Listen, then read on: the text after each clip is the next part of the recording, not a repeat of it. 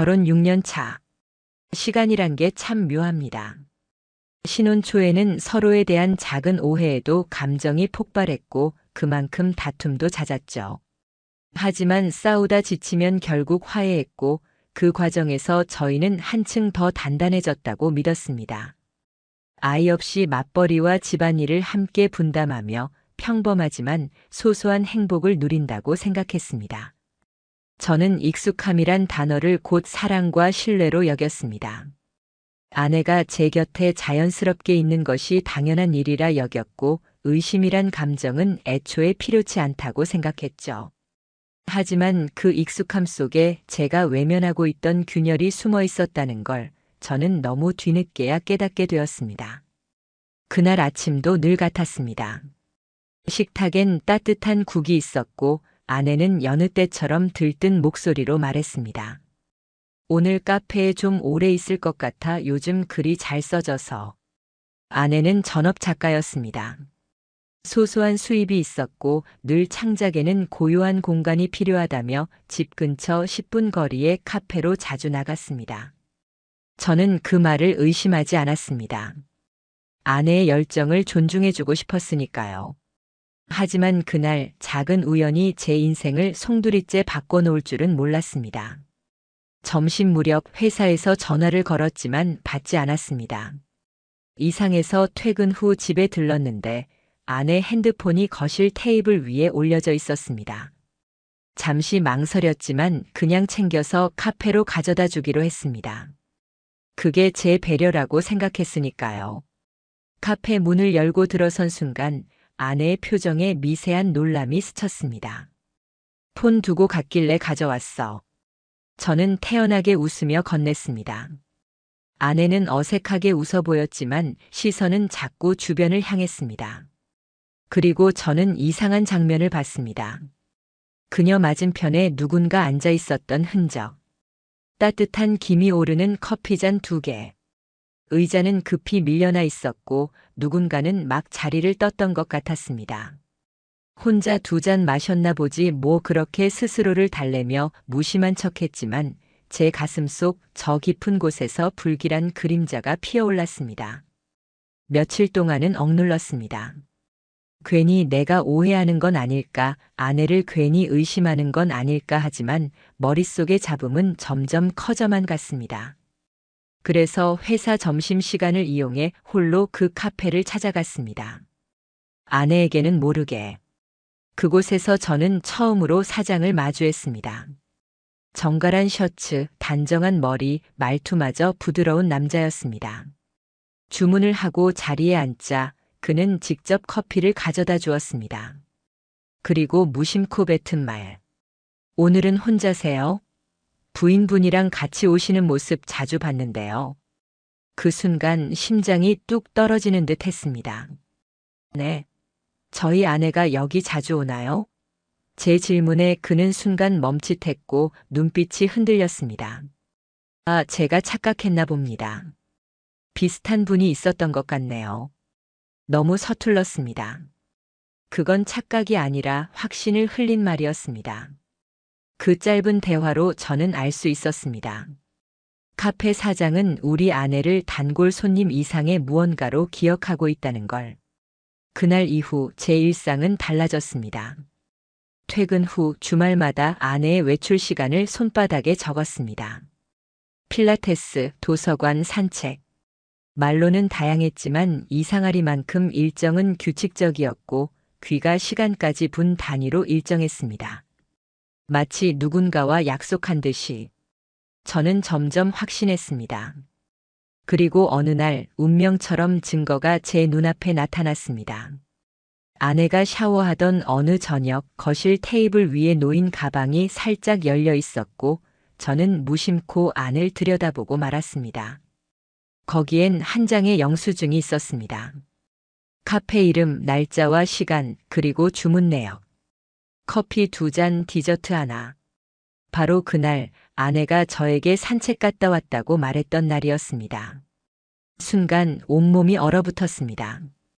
그때 깨달았습니다. 내가 지금까지 믿었던 시간들이 낯선 남자와 공유되고 있었다는 사실을. 혼자 감당할 순 없었습니다. 저 자신이 무너져 내리고 있었습니다. 그래서 결국 사설 조사업체를 찾았습니다. 모아둔 메모와 영수증을 보여주자 조사관은 단호하게 말했습니다. 거의 확실합니다. 하지만 지금은 참으셔야 해요. 직접 덤비시면 안 됩니다. 확실한 증거를 확보해 드리겠습니다. 며칠간의 추적 끝에 저는 사진을 받았습니다. 첫 번째 사진. 퇴근 후 카페를 닫는 사장, 그리고 그를 기다리던 아내가 아주 자연스럽게 그의 손을 잡는 모습. 두 번째 사진. 소박한 베이커리 안 두 사람이 마주 앉아 웃고 있었습니다. 제가 한 번도 본 적 없는, 어쩌면 저와 함께한 6년 동안 단 한 번도 보여주지 않은 웃음이었습니다. 심장이 무너져 내리듯 고통스러웠습니다. 그날 밤 저는 침대에 누워 아내의 뒷모습을 바라보았습니다. 저 웃음을 왜 나는 받지 못했을까? 도대체 언제부터였을까? 끝없이 책임과 죄책감을 오가며 미쳐버릴 것 같았습니다. 그리고 며칠 뒤 마지막 결정타. 탐정에게서 전화가 왔습니다. 오늘 두 사람이 외곽으로 나갔습니다.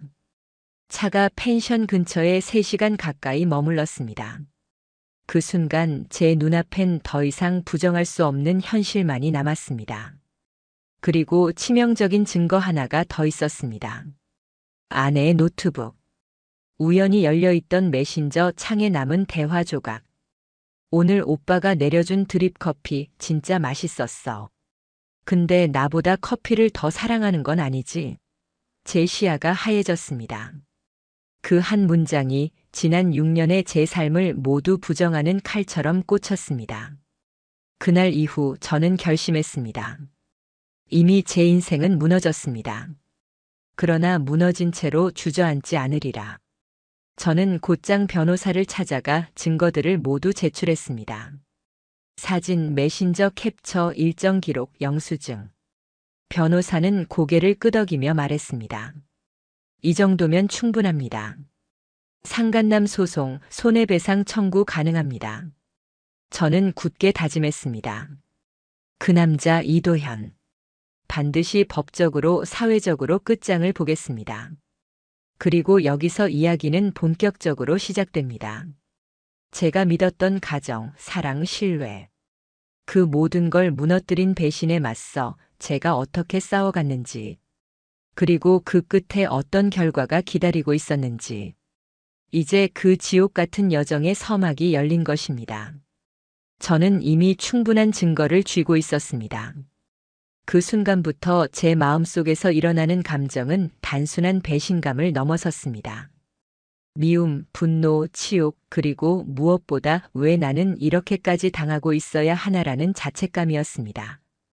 퇴근길 지하철 유리창에 비친 제 얼굴은 한없이 초라했습니다. 세상 누구보다 제 아내를 믿었고 자랑스러워하며 떠벌렸던 게 결국 제 스스로의 얼굴에 먹칠이 되어 있었습니다. 회사 동료들에게도 종종 말했었죠. 우리 아내는 감성이 풍부해서 글을 쓰는 사람이에요. 카페에서 몰입할 때가 가장 행복하대요. 그 말을 할 때 동료들이 멋지다고 하던 표정, 웃음소리들. 그 장면들이 이제는 모두 조롱처럼 들렸습니다. 그 카페, 글 창작. 그 모든 것이 불륜을 덮는 포장지였을 뿐이라는 걸 깨닫는 순간 제 자존감은 산산조각 났습니다. 저는 집안의 곳곳을 뒤졌습니다. 이성을 잃은 듯 어쩌면 집착에 가까웠습니다. 옷장 속, 서랍 안, 서재 탁자 위 흐트러진 노트들. 그리고 결국 발견했습니다. 작은 포스트잇이 붙은 종이들. 그 안엔 괴상할 정도로 유치하지만 치명적인 단어들이 적혀 있었습니다. 오빠 커피콩 받아라 달력 표시. 다음 주 조심. 그 글귀를 보는 순간 머리카락을 쥐어뜯고 싶었습니다.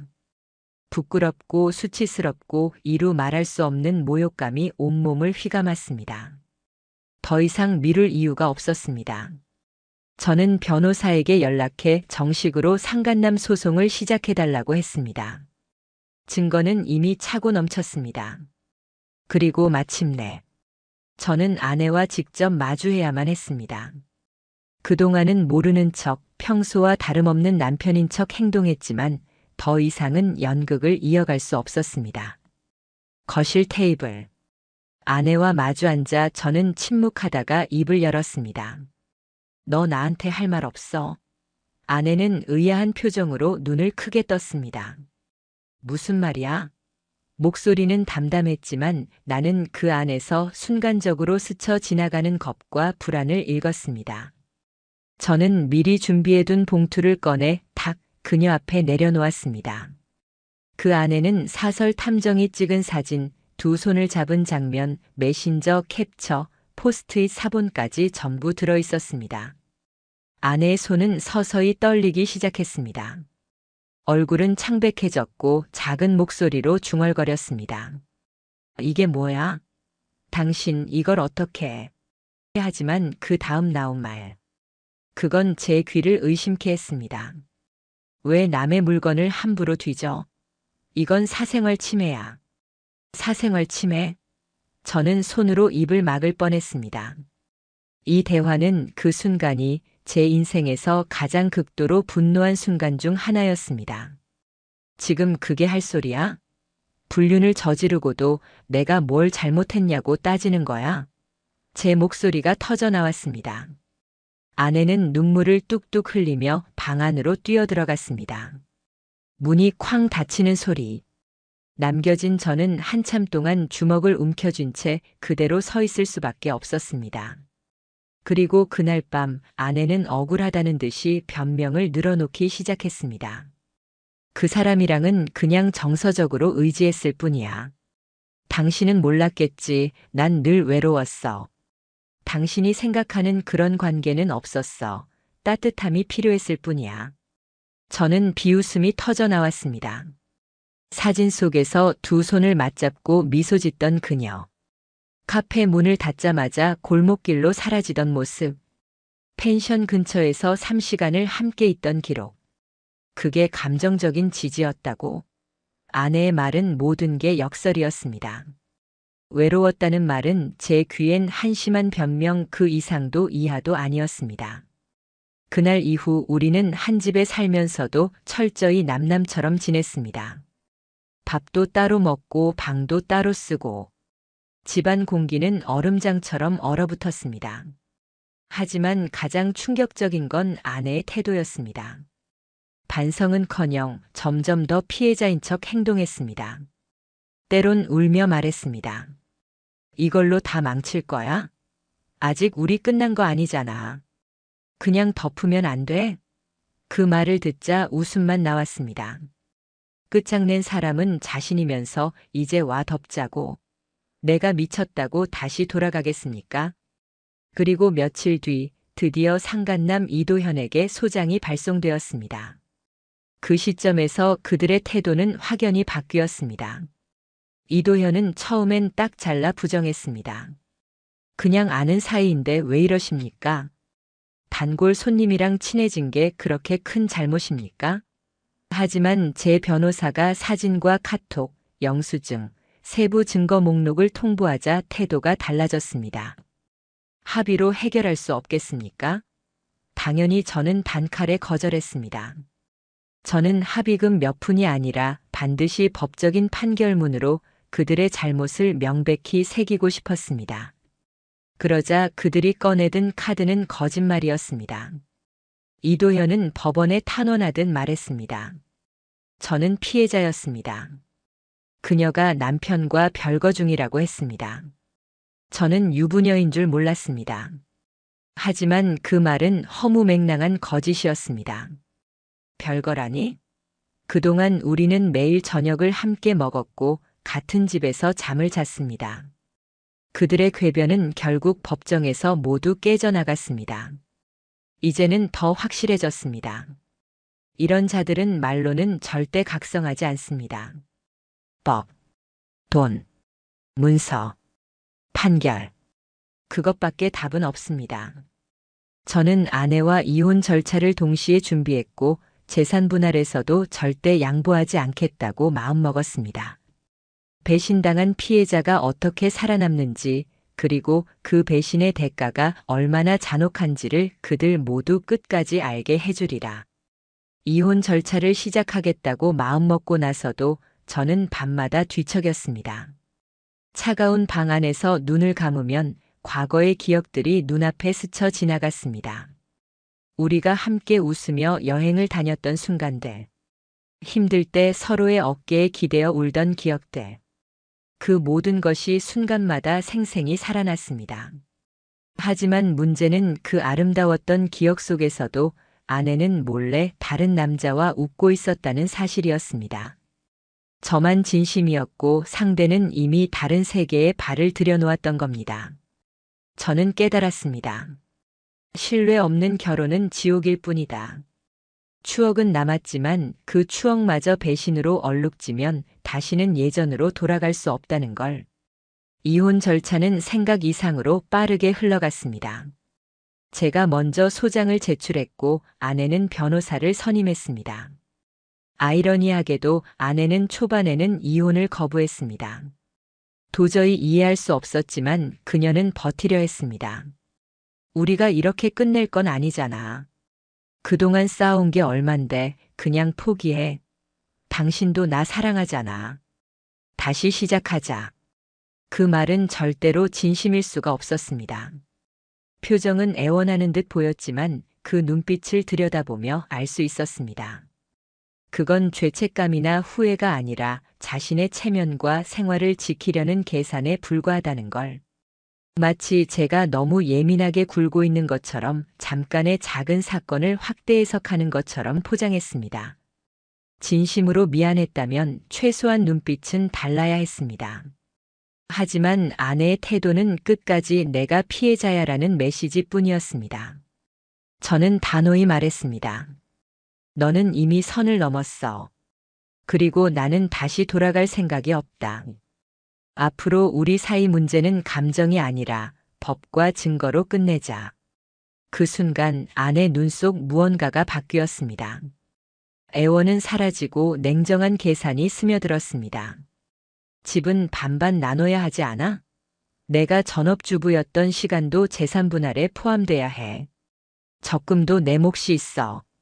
그 말을 들으며 다시 한번 분노가 치밀었습니다. 그동안 제 피와 땀으로 벌어온 돈, 야근과 스트레스로 건강까지 갉아먹으며 만들어온 삶의 기반을 배신한 사람이 절반씩 나눠 가져야 한다는 말. 이보다 더 뻔뻔할 수 있을까요? 하지만 저는 감정적으로 대응하지 않았습니다. 모든 것은 법적 논리로 해결해야 했습니다. 변호사의 조언에 따라 불륜을 명확히 입증함으로써 재산 분할에서 우위를 가져가는 전략을 세웠습니다.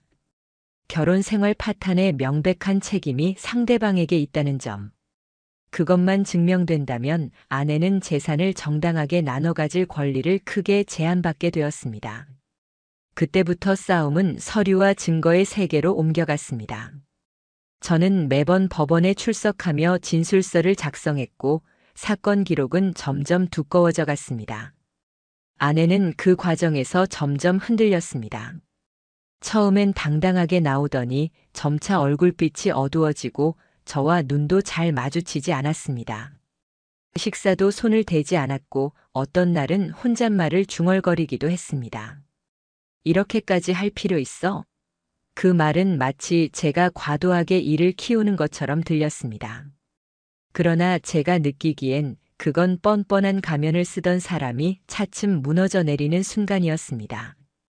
끝까지 자기 잘못을 인정하지 않고 피해자인 척하는 태도. 제가 가장 혐오하는 태도였습니다. 그러던 어느 날 기가 찬 일이 일어났습니다.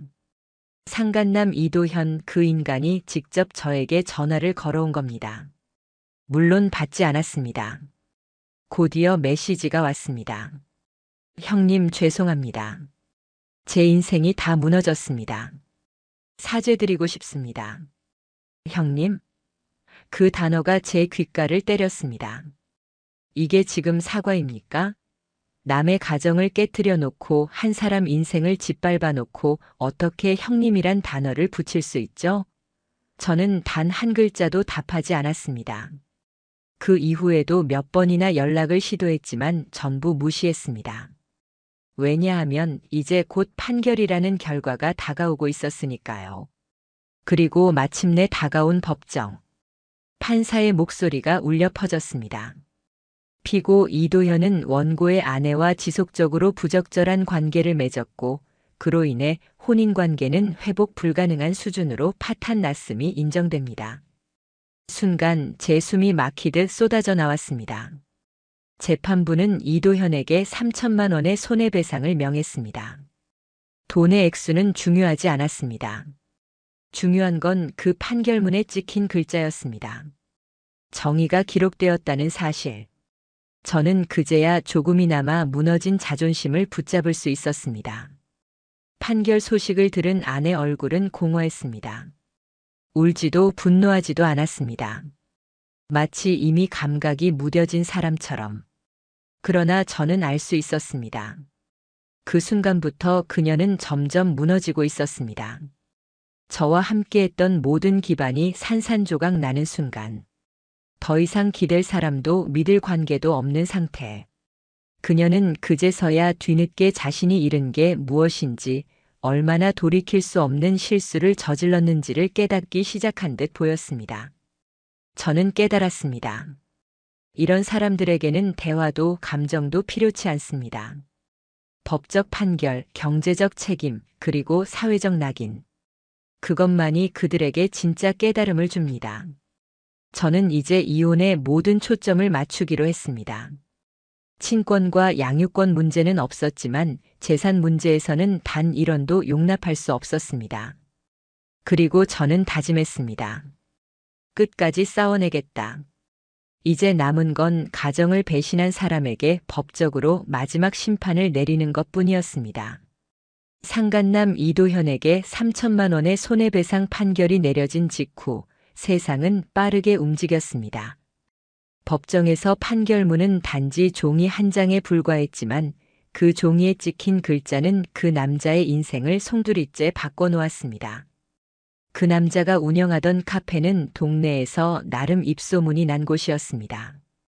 인스타그램에서 분위기 감성 갑 커피 맛집이라며 젊은 손님들이 줄을 서곤 하던 곳. 하지만 판결문이 내려지고 불과 며칠 만에 분위기는 180도 달라졌습니다. 누가 먼저 입을 열었는지는 알 수 없습니다. 하지만 소문은 물이 새듯 번졌습니다. 그 카페 사장 유부녀랑 불륜하다 걸렸대. 판결문까지 떴다더라. 손해배상 물고 소문은 순식간에 동네를 잠식했고 손님들은 하나둘 발길을 끊었습니다. 저는 호기심 반 확인 반으로 카페 앞을 찾아가 보았습니다. 그 앞 유리창에는 메모 한 장이 붙어 있었습니다. 영업 중단합니다. 죄송합니다. 안쪽은 텅 비어 있었습니다. 커피 향 대신 먼지가 내려앉은 기계들, 의자가 엎어져 있는 쓸쓸한 풍경. 한때 잘 나가던 사장이 이렇게 무너져 내리는 모습을 직접 본 순간 제 속은 통쾌하리만큼 시원했습니다. 남의 가정을 함부로 건드리면 결국 모든 것이 제자리로 돌아온다는 말. 그걸 눈앞에서 똑똑히 증명받은 순간이었습니다. 하지만 진짜 파멸은 제 아내에게서 시작되고 있었습니다. 처음엔 태연한 척했습니다. 어차피 끝난 일인데 그녀는 괜히 강한 척하며 평정을 유지하려 했습니다. 하지만 시간이 갈수록 그녀의 눈빛은 흐려지고 말수는 줄었습니다.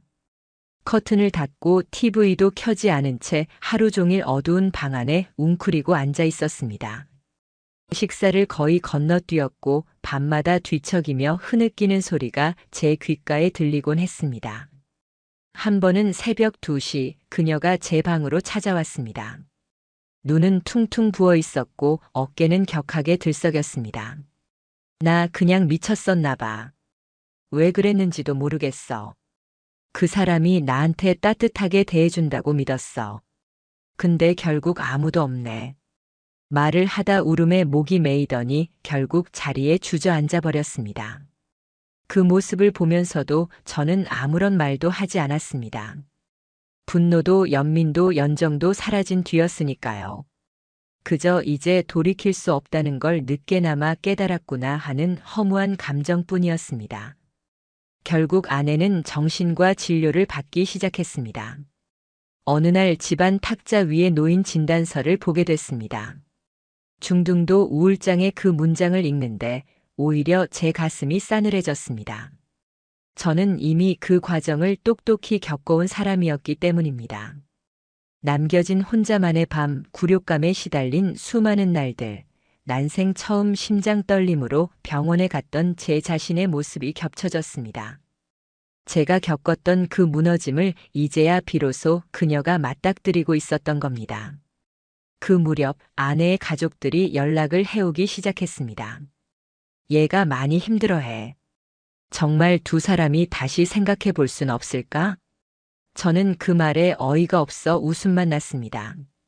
정말 자기 가족이 어떤 짓을 저질렀는지도 모르고 감정만 호소하는 그 모습이 역겨웠습니다. 저는 강하게 말했습니다. 딸이 그런 짓을 하기 전에 말렸어야죠. 지금 와서 감정에 호소한다고 달라질 건 없습니다. 그 한마디로 저는 아내 가족들과도 완전히 선을 그었습니다. 누구에게도 면죄부를 줄 생각은 없었습니다. 그 사이 이도현의 몰락은 더 가팔랐습니다. 카페는 문을 닫았고 신용카드 연체와 세금 체납으로 신용불량 직전 상태. 배상금 압박에 오피스텔 계약도 끊겼습니다. 더 기가 막힌 건 저희 변호사에게 그의 어머니가 전화를 했다는 사실이었습니다. 제 아들이 큰 잘못을 했습니다. 너무 죄송합니다. 가족도 다 망가졌습니다. 변호사는 한숨을 쉬며 말했습니다. 끝이 없습니다. 피해자는 선생님 혼자가 아니에요. 결국 이런 일은 온 가족을 무너뜨립니다. 그 말을 듣고 저는 중얼거렸습니다. 그래, 이제야 조금 공평해지는 거지. 반면 아내는 점점 더 무너져 내리고 있었습니다. 생활비는 빠듯해졌고 카드 연체가 쌓였으며 무엇보다 사회적 시선에서 자유로울 수 없었습니다. 이제는 믿고 의지하던 이도현마저 사라져버린 상태. 저는 차갑게 생각했습니다. 남편을 배신하면서까지 선택한 남자였지. 그런데 지금은 어디 있지? 끝까지 책임지지도 않고 도망쳤잖아. 그 사실이 오히려 저에게는 잔혹한 위로가 됐습니다. 배신의 끝이 어떤 파멸을 부르는지 그걸 똑똑히 보게 되었으니까요. 하루하루가 전쟁 같았습니다. 하지만 시간이 지날수록 저는 깨닫기 시작했습니다. 나는 끝까지 싸웠다. 그리고 결국 살아남았다. 밤마다 깊은 숨을 고르며 스스로에게 말했습니다. 내가 견딘 시간은 절대 헛되지 않았다. 배신은 끝내 배신자를 무너뜨린다. 저는 무너진 인생을 다시 세워가고 있었습니다. 그리고 곧 이혼 판결 확정이라는 마지막 절차가 코앞에 다가와 있었습니다. 법원에서 마지막 판결문을 받아들던 순간 제 마음은 이상하리만치 고요했습니다. 그동안 수백 번도 넘게 상상했던 장면이었으니까요. 울고불고 무너져 내릴 줄 알았습니다. 아니면 환호하며 기쁨에 겨워 눈물을 흘릴 줄 알았습니다. 그러나 막상 제 손에 판결문이 놓였을 땐 그저 조용히 생각했습니다. 끝이다. 이제 진짜 끝이다. 판사의 목소리도 기억에 남지 않았습니다.